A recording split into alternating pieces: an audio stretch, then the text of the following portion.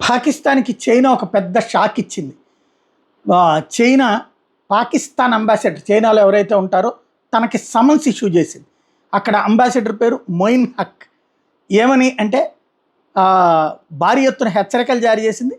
Pakistan J-17 fighters ఏవైతే వాళ్ళ కూలినయ్యో, PL-15 missiles China అమ్మిని అవి కూలిని ధ్వంసమైనవి, XU-9 రాడార్స్ అవి ధ్వంసమైనవి, ఏదైతే వాళ్ళకి ఎయిర్ డిఫెన్స్ సిస్టమ్ అది నాశనమైంది. ఇవన్నీ దెబ్బకి ప్రపంచంలో ఇప్పటిదాకా చైనాకి ఆర్డర్ పెట్టినటువంటి వాళ్ళందరూ క్యాన్సిలేషన్ పెట్టారు. మాకు వద్దులే ఆ వెరైటీస్ అని చెప్పి. మనం ఇంతకుముందే మాట్లాడుకున్నాం, మనం చైనాకి లక్షల కోట్ల బిజినెస్ లాస్ అవుద్దని. అదే జరిగింది. దీంతో ఎక్కువగా ఆఫ్రికా దేశాల వాళ్ళకి అమెరికా వాళ్ళు అమ్మరు తొందరగా. ఎందుకంటే ఆఫ్రికా దేశాలు ఊరికినే ఉన్నట్టుండి రెవల్యూషన్ అయిపోతారు, రెబల్స్ అయిపోతారు. అక్కడ ఉన్నటువంటి ప్రభుత్వానికి వ్యతిరేకంగా సైన్యం ఎదురు తిరగడం, సైన్యంలో 2 వర్గాలు అవ్వడం, కొట్టుకు సావడం ఇట్లా చేస్తుంటారు. అందుకని అట్లాంటి చోటకి అమెరికా ఆయుధాలు అమ్మదు.